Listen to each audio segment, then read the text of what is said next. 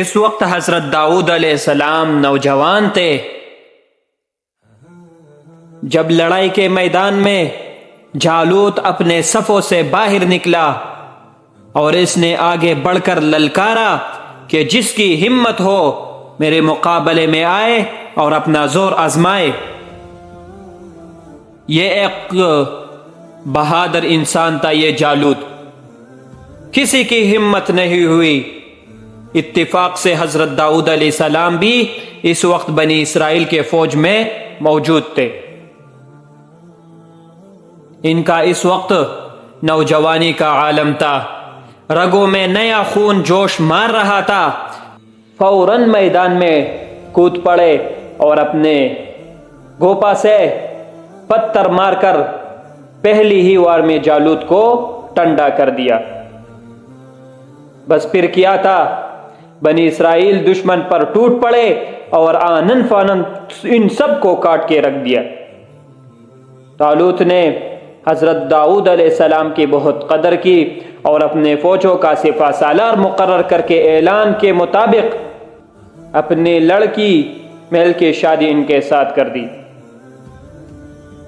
جب آہستہ آہستہ حضرت داؤد علیہ السلام کی قدر بنی اسرائیل میں بڑھتی گئی تو طالوت نے ان سے بدظن ہو گیا، اس سے بدظن ہو گیا، ڈر گیا اور ان کے قتل کی سازش کی گئی۔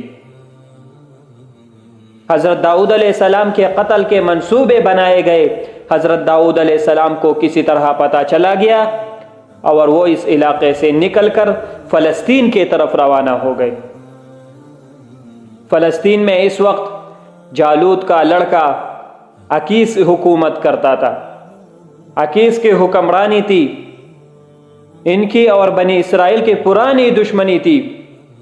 کچھ دنوں میں بنی اسرائیل پر لشکر کشی کا ارادہ کیا اور حضرت داؤد علیہ السلام کو بھی ساتھ چلنے کے لیے کہا، لیکن حضرت داؤد علیہ السلام نے انکار کیا اور کہا کہ میں اپنے قوم کے خلاف کیسے لڑ سکتا ہوں۔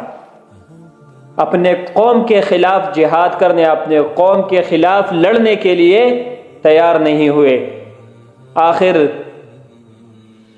وہ حکمران خود اپنا بڑا لشکر لے کر آگے بڑھ گئے اور ایک مقام جس کا نام جلسوع ہے، دونوں فوجوں کا آمنا سامنا ہوا، بہت تگڑا مقابلہ ہوا اور بنی اسرائیل کو بری طرح شکست ہوئی۔ جالوت بھی اس لڑائی میں مارا گیا اور اسرائیلی لشکر بری طرح قتل کیے گئے، فوجوں کو بری طرح قتل کیا گیا۔ اس دوران میں وہ حضرت سمیعیل علیہ السلام بھی فوت ہو چکے تھے۔ اس شکست کے بعد حضرت داؤد علیہ السلام نے اپنے قبیلے بنی یہودا کو اپنے پیغام بھیجا کہ آخر صرف ایک شخص کے مخالفت کی وجہ سے مجھے کیوں اس طرح جلا وطن کیا گیا ہے، ایک شخص کے مخالفت سے۔ اس پر ان لوگوں نے پیغام بھیجا کہ آپ فوراً آ جائیے، ہم چاہتے ہیں کہ آپ ہی کو اپنا بادشاہ مقرر کر لے۔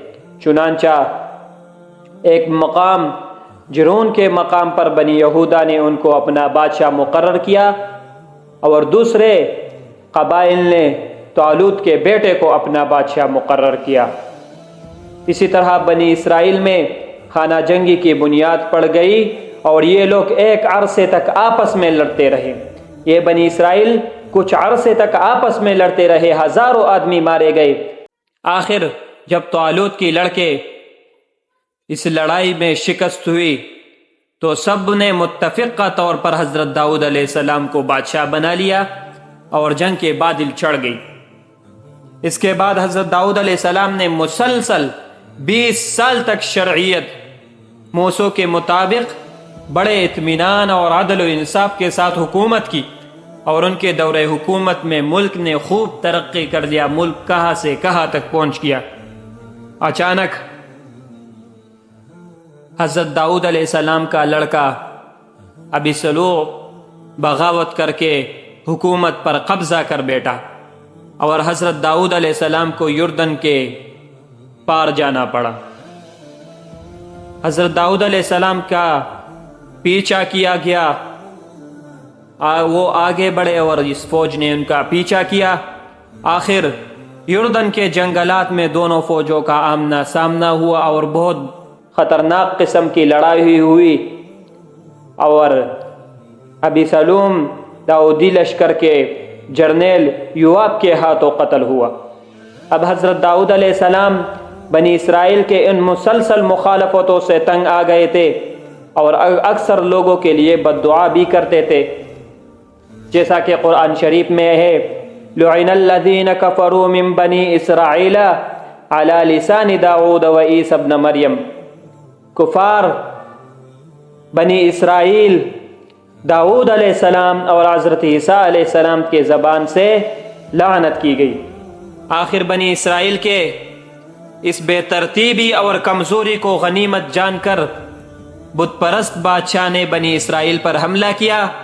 حضرت داؤد علیہ السلام ملک میں داخل ہونے سے پہلی ہی مع لشکر کے مقابلے میں جا پہنچے اور سرحدی علاقے میں سخت جنگ کے بعد شاہی دمشق مارا گیا۔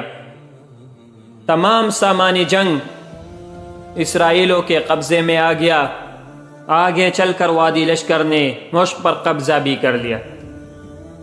تمام دولتوں کو اسرائیل میں تقسیم کر دیا گیا اور یوآب کو اس علاقے پر حاکم مقرر کیا گیا۔